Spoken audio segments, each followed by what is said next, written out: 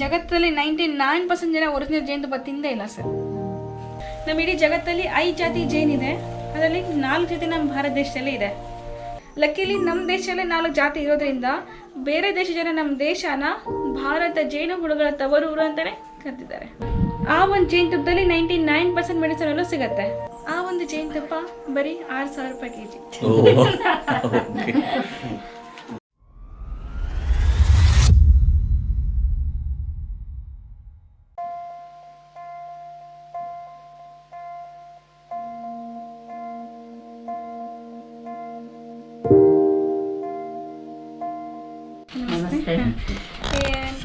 ನೋಡಿ, ಈ ರೀತಿ ಒಂದು ಪೂರ್ಣ ಬಾಕ್ಸ್ ಇರುತ್ತೆ. ಇದಕ್ಕೆ ಫ್ಯಾಮಿಲಿ ಪಾರ್ಟ್ ಅಂತಾರೆ, ಇದಕ್ಕೆ ಸೂಪರ್ ಅಂತಾರೆ. ಈ ಫ್ಯಾಮಿಲಿ ಪಾರ್ಟಲ್ಲಿ ಒಂದು ರಾಣಿ ಇರುತ್ತೆ. ಆ ರಾಣಿ ಒಂದಿನಕ್ಕೆ 1500ರಿಂದ 2000 ಮೊಟ್ಟೆ ಇಡ್ತಾ ಹೋಗುತ್ತೆ. ಅದೇನು ಮೊಟ್ಟೆ ಇಡುತ್ತೋ ಅದು ಬರೀ ಫ್ಯಾಮಿಲಿ ಪಾರ್ಟಿಗೆ ಅಷ್ಟೇ ಇಡುತ್ತೆ, ಸೂಪರ್ಗೆ ಇಡಲ್ಲ. ಈ ಸೂಪರ್ಗೆ ಏನೇ ಇದ್ರೂ ಅದ್ರ ಎಕ್ಸ್ಟ್ರಾ ಜೇನುತುಪ್ಪ. ನಾವು ಆ ಎಕ್ಸ್ಟ್ರಾ ಜೇನುತುಪ್ಪ ಮಾತ್ರ ಕಲೆಕ್ಟ್ ಮಾಡ್ತೀವಿ, ಈ ಜೇನುತುಪ್ಪನೇ ಕಲೆಕ್ಟ್ ಮಾಡಲ್ಲ. ಇನ್ನು ಅದಕ್ಕೋಸ್ಕರ ಬಿಟ್ಬಿಡ್ತೀವಿ. ನೋಡಿ, ಇದು ಫ್ಯಾಮಿಲಿ ಪಾರ್ಟ್. ಇದರಲ್ಲಿ 15,000ರಿಂದ 20,000 ಜೇನಿದೆ. ಅದನ್ನೆಲ್ಲ ಒಂದೇ ಒಂದು ರಾಣಿ ಮೇಂಟೈನ್ ಮಾಡುತ್ತೆ. ನಮ್ಮ ಇಡೀ ಜಗತ್ತಲ್ಲಿ 5 ಜಾತಿ ಜೇನಿದೆ, ಅದರಲ್ಲಿ 4 ಜಾತಿ ನಮ್ಮ ಭಾರತ ದೇಶದಲ್ಲೇ ಇದೆ. ಹೆಜ್ಜೇನು, ಕೋಲ್ ಜೇನು, ತುಡುವೆ ಜೇನು, ಮಿಸ್ರಿ ಜೇನು. ಹೆಜ್ಜೇನು ದೊಡ್ಡ ಬಿಲ್ಡಿಂಗ್ ಮೇಲೆಲ್ಲ ಮರದ ಮೇಲೆ ಯು ಶೇಪಲ್ಲಿ ಏನು ಗೂಡು ಮಾಡುತ್ತೋ ಅದು ಹೆಜ್ಜೇನು. ಇನ್ನು ಕೋಲ್ ಜೇನು ಬರೀ ಕೋಲಿಗೆ ಮಾತ್ರ ಗೂಡು ಮಾಡುತ್ತೆ. ಇವೆರಡನ್ನ ಸಾಕಾಣಿಕೆ ಮಾಡೋಕ್ಕಾಗಲ್ಲ, ಯಾಕಂದರೆ ಜಾಸ್ತಿ ಓಪನ್ ಏರಿಯಾ ಮತ್ತು ಬೆಳಕಲ್ಲೇ ಗೂಡು ಮಾಡ್ತಾರೆ. ಆ ಒಂದು ಕಾರಣಕ್ಕೆ ಇದನ್ನು ಸಾಕಾಣಿಕೆ ಮಾಡೋಕ್ಕಾಗಲ್ಲ. ಇನ್ನು ತುಡುವೆ ಜೇನು ಅದನ್ನು ನಾವು ಸಾಕ್ಬೋದು, ಅದು ಬರೀ ಕತ್ಲಲ್ಲಿ ಮಾತ್ರ ಗೂಡು ಮಾಡುತ್ತೆ. ನಮ್ಮ ಹತ್ರ ಇವಾಗ ಅದೇ ಜಾತಿ ತುಡುವೆ. ಇನ್ನೊಂದು ಇಡೀ ಜಗತ್ತಲ್ಲೇ ತುಂಬ ಚಿಕ್ಕದಾಗಿ ಜೇನು ಬರುತ್ತೆ, ಸ್ಟಿಂಗ್ಲೆಸ್ ಬಿ. ಅದನ್ನು ಸಾಕ್ಬೋದು, ಅದ್ರ ಗೂಡು ಇಷ್ಟೇ ಇರುತ್ತೆ. ಇಡೀ ಒಂದು ವರ್ಷಕ್ಕೆ ಅದು 90 ಗ್ರಾಮ್ನ ಕಡಿಮೆ ಜೇನುತುಪ್ಪ ಮಾಡುತ್ತೆ. ಆ ಒಂದು ಜೇನುತುಪ್ಪದಲ್ಲಿ 99% ಮೆಡಿಸಿನ್ ಅಲ್ಲೂ ಸಿಗುತ್ತೆ. ಈ ಸಣ್ಣ ಸಣ್ಣ ಮಕ್ಕಳಿಗೆಲ್ಲ ಕೆಮ್ಮು ಕಫ ಬಂದಾಗ ಬರೀ ಬೆರಳತ್ತಿ ಬಾಯಿಗಿಟ್ರೆ ಸಾಕು, ಕಫ ಎಲ್ಲ ಕರ್ಗೋಗ್ಬಿಡತ್ತೆ. ಇನ್ನೊಂದು ಅಸ್ತಮ ಕೂಡ ಕಂಟ್ರೋಲ್ ಮಾಡುತ್ತೆ. ಆ ಒಂದು ಜೇನುತುಪ್ಪ ಬರೀ 6,000 ರೂಪಾಯಿ ಕೆಜಿ. ಇನ್ನು ಇಟಾಲಿಯನ್ ಬಿ ಅಂತ ಇಟಾಲಿಯನ್ ದೇಶದಲ್ಲಿ ಒಂದೇ ಒಂದು ಜಾತಿ ಬಿ ಇದೆ, ಅದಕ್ಕೆ ಆಪಿಸ್ ಮೆಲ್ಲಿಫೆರಾ ಅಂತಾರೆ. ಲಕ್ಕಿಲಿ ನಮ್ಮ ದೇಶದಲ್ಲೇ 4 ಜಾತಿ ಇರೋದ್ರಿಂದ ಬೇರೆ ದೇಶ ಜನ ನಮ್ಮ ದೇಶನ ಭಾರತ ಜೇನು ಹುಳುಗಳ ತವರೂರು ಅಂತಾನೆ ಕರೆದಿದ್ದಾರೆ. ನಿಮ್ಗೆ ಇಲ್ಲಿ ಲೀಚ್ ಥೆರಪಿ ಗೊತ್ತಿರ್ಬೋದಲ್ಲ, ಲೀಚ್ ಥೆರಪಿ. ಹಾಗೆ ಬಿ ಥೆರಪಿ ಸ್ಟಾರ್ಟ್ ಇದೆ, ತುಂಬಾ ಫೇಮಸ್ ಕೂಡ ಆಗ್ತಾ ಇದೆ. ಈ ರೀತಿ ಒಂದು ಬಾಕ್ಸ್ ಇರುತ್ತೆ, ಸೈಡಿಗೆ ಒಂದು ಹೋಲ್ ಮಾಡಿರ್ತಾರೆ. ಹೋಲ್ ಮಾಡಿಬಿಟ್ಟು ಕೈ ಹಾಕಿ ಕಚ್ಚಿಸ್ಕೊಳ್ತಾರೆ. ಕಚ್ಚಿಸ್ಕೊಳ್ಳೋದಕ್ಕೆ 2ರಿಂದ 3,000 ರೂಪಾಯಿ ಚಾರ್ಜ್ ಆಗುತ್ತೆ. ಕಚ್ಚಿಸ್ಕೊಳ್ಳೋದ್ರಿಂದ ಒಂದು ಶಾಶ್ವತವಾಗಿ ಪಾರ್ಶ್ವವಾಯು ಬರಲ್ಲ, ಇನ್ನು ಜಾಯಿಂಟ್ ಪೈನ್ ಕಡಿಮೆ ಆಗುತ್ತೆ. ಅದರದ್ದೇನು ಮುಳ್ಳಿರುತ್ತಲ್ಲ, ಮುಳ್ಳಲ್ಲಿ ಒಂದು ಕೆಮಿಕಲ್ ಇರುತ್ತೆ. ಆ ಕೆಮಿಕಲ್ ನಮ್ಮ ರಕ್ತ ಜೊತೆ ಒಂದಾಗ್ಬಿಟ್ಟು ನಮ್ಮ ಮೈಯಲ್ಲಿರೋ ಒಂದು ನಂಜನ್ನ ಹೀರಿ ಹೊರಗೆ ಹಾಕುತ್ತೆ. ಆ ಒಂದು ಕಾರಣಕ್ಕೆ ಅಲ್ಲಿ ಪಾರ್ಶ್ವವಾಯು ಬರಲ್ಲ, ಇನ್ನು ಜಾಯಿಂಟ್ ಪೇನ್ ಸಂಧಿ ಮಾತ್ರ ಎಲ್ಲ ಕಡಿಮೆ ಆಗುತ್ತೆ. ಇವಾಗಲೇ 75% ಜೇನು ನಾಶ ಆಗಿಬಿಟ್ಟಿದೆ. ಮಿಕ್ಕಿದೇನಾದರೂ ನಾಶ ಆದರೆ ನಾವೇನು ಬದುಕಲಿಕ್ಕೆ ಸಾಧ್ಯನೇ ಇಲ್ಲ. ಯಾಕಂದರೆ 80% ಪರಾಗಸ್ಪರ್ಶ, ನಾವೇನು ಈ ಪಾಲಿನೇಷನ್ ಗ್ರೋತ್ ಅಂತೀವಲ್ಲ ಅದನ್ನು ಜೇನು ಮಾಡುತ್ತೆ. ಮಿಕ್ಕಿದ್ದನ್ನ ಬೇರೆ ಕೀಟಾಣು ಮಾಡುತ್ತೆ. ಚಿಟ್ಟೆ ಇರ್ಬೋದು, ಹಕ್ಕಿ ಇರ್ಬೋದು, ಅಥವಾ ಗಾಳಿಯಿಂದ ಕೂಡ ಆಗುತ್ತೆ. ಇವಾಗೇನು 75% ಜೇನು ನಾಶ ಆಗಿದೆಯೋ ಅದಕ್ಕೆಲ್ಲ ಕಾರಣ ನಾವೆಲ್ಲ ಸೇರಿ, ನಾವೆಲ್ಲ ಬಳಸ್ತಾ ಇರೋ ಹೆವಿ ಸಿಗ್ನಲ್, ಮೊಬೈಲ್ ಟವರಿಂದಾಗಿ ಜೇನು ನಾಶ ಆಗ್ತಾ ಇದೆ. ಇನ್ನೊಂದು, ನಾವು ಹೊಲಗಳೆಲ್ಲ ಬೆಳೆ ಬೆಳೆಸ್ತೀವಿ, ಆ ಬೆಳೆ ಮೇಲೆ ಕೆಮಿಕಲ್ ಸ್ಪ್ರೇ ಮಾಡ್ತಾ ಇದೀವಿ. ಆ ಕೆಮಿಕಲ್ ಸ್ಪ್ರೇಯಿಂದಾಗಿ ಕೂಡ ಜೇನು ನಾಶ ಆಗ್ತಾ ಇದೆ. ಹೀಗೆ ಮುಂದುವರಿತಾ ಹೋದರೆ, ಆವಾಗಲೇ ವಿಜ್ಞಾನಿಗಳನ್ನು ಮಾತು ಹೇಳಿದರು ಆಲ್ಬರ್ಟ್ ಐನ್ಸ್ಟೈನ್ ಅವರು, ಯಾವಾಗ ಈ ಒಂದು ಜೇನಿನ ಕುಲ ನಾಶ ಆಗುತ್ತೋ ಆವಾಗಲೇ 3-4 ವರ್ಷದಲ್ಲಿ ಈ ಮನುಕುಲ ಕೂಡ ನಾಶ ಆಗುತ್ತೆ ಅಂತ. ಅದಕ್ಕೆ ನೋವಿ ಜೇನಿಲ್ಲ ಅಂದರೆ ನಾವಿಲ್ಲ ಅಂತ. ನಾನು ಬಾಕ್ಸ್ನ ಓಪನ್ ಮಾಡ್ತೀನಿ. ನಿಮ್ಮ ಹತ್ರ ಜೇನು ಬಂತು ಅಂದರೆ ಅಲ್ಲಾಡಬೇಡಿ, ಸುಮ್ಮನೆ ನಿಂತ್ಕೊಂಡ್ಬಿಡಿ.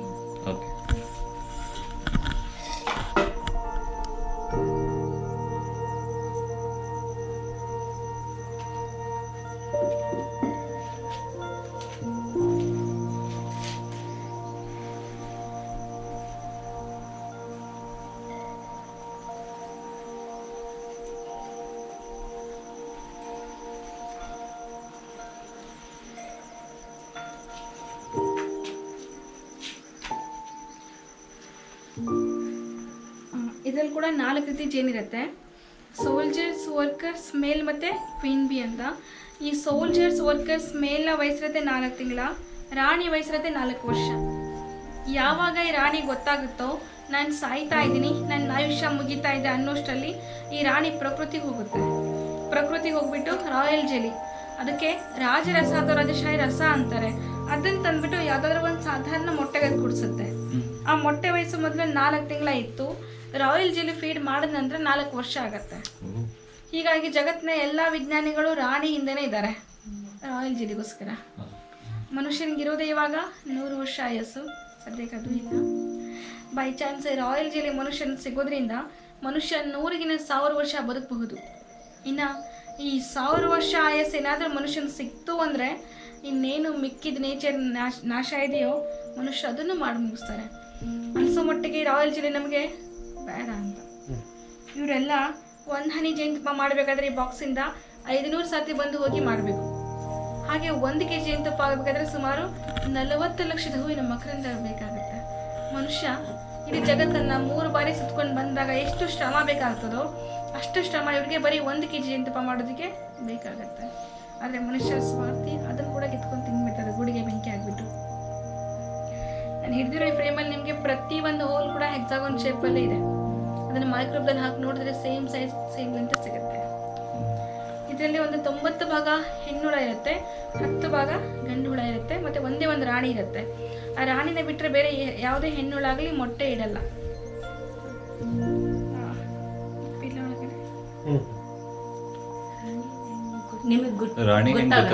ರಾಣಿ ಇವ್ರಿಗಿನ 3 ಪಟ್ಟು ದೊಡ್ಡದಾಗಿರ್ತದೆ. ಮತ್ತೆ ಗಂಡು ಹುಳ ಸ್ವಲ್ಪ ಕಪ್ಪ ಮತ್ತೆ ದಪ್ಪ ಇರುತ್ತೆ. ಮೇಲ್ಗಡೆ ಕಾಣ್ತಾ ಇರೋದೆಲ್ಲ ಹೆಣ್ಣುಳ. ಅಲ್ಲ ಮೇಡಮ್, ಸಣ್ಣ ಗಿಡದೊಳಗೆ ಜೇನು ಕಟ್ಟಲ್ಲ, ಅದು ಯಾವ ಜೇನು ಸರ್? ಗಿಡದಲ್ಲಿ ನಿಮ್ಗೆ ದೊಡ್ಡ ದೊಡ್ಡ ಗಿಡದಲ್ಲಿ ಏನ್ ಕಟ್ತದಲ್ಲ ಅದು ಹೆಜ್ಜೇನು. ಈ ಸಣ್ಣ ಸಣ್ಣ ಗಿಡದ ಮೇಲೆ ಕಟ್ತದಲ್ಲ ಅದು ಕೋಲ್ ಜೇನು. ಅದು ಕೋಲ್ ಜೇನು. ಹಾ, ಇನ್ನು ಈ ಸಣ್ಣ ಸಣ್ಣ ಕಲ್ಲಿನ ಸಂದಿ ಒಳಗಡೆ ಕಟ್ತದಲ್ಲ ಅದು ತುಡುವೆ ಜೇನು. ಅಂಥದ್ದೇ ಒಂದು ಇಡೀ ಇನ್ನ ತುಂಬಾ ಕತ್ಲೆ ಕಟ್ಟುತ್ತೆ, ಈ ಮೀಟರ್ ಒಳಗಡೆ ಕಟ್ಟುತ್ತೆ, ನಳ ಸಂದಿಲ್ ಕಟ್ಟುತ್ತಲ್ಲ ಅದು ಮಿಸ್ರಿ ಜೇನು.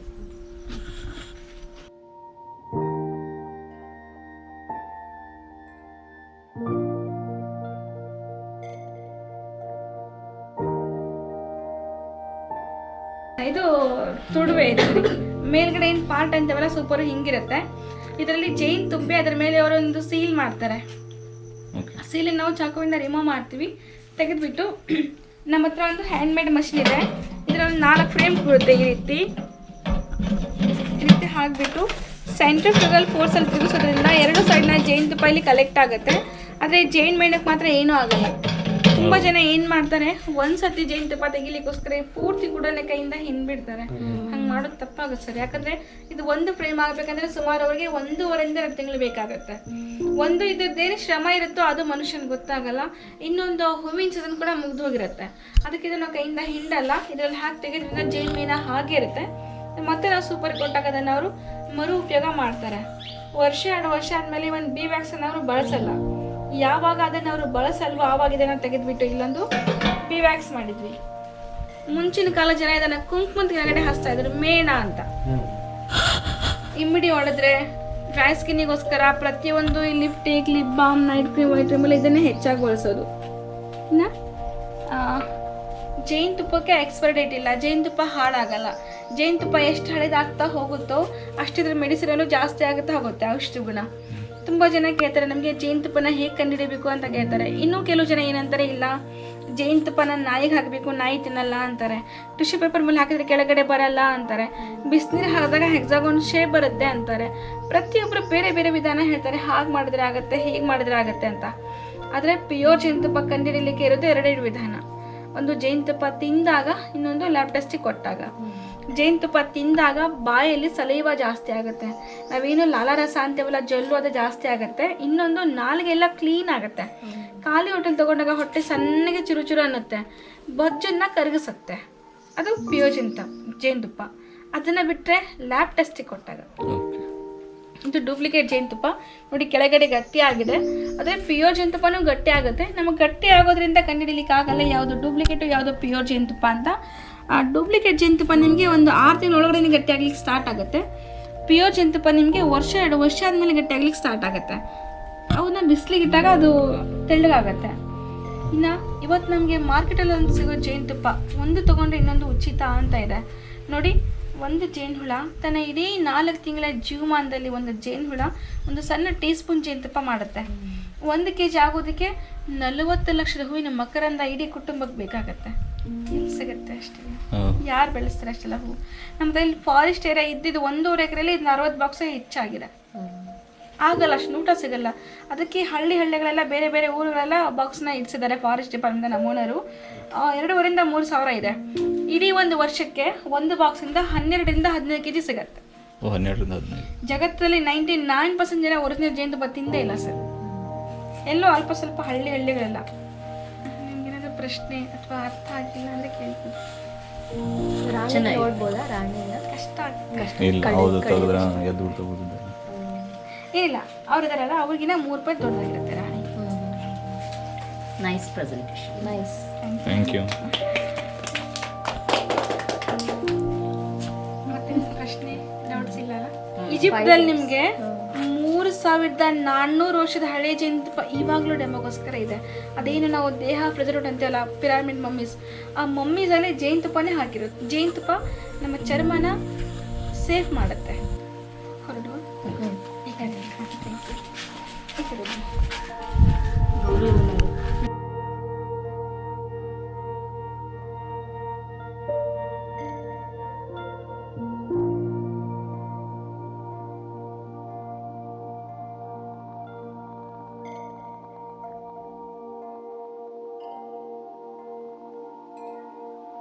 ₹6,000 ಈ ಬುದ್ಧಿಮಾಂದ್ಯ ಮಕ್ಕಳಿಗೆ, ಮಕ್ಕಳು ಬೆಳವಣಿಗೆಲ್ಲ ಅಂತ ಮಕ್ಕಳಿಗೆ ಕೊಡ್ತಾರೆ, ಸ್ಪೋರ್ಟ್ಸ್ ಮನೆಗೆಲ್ಲ.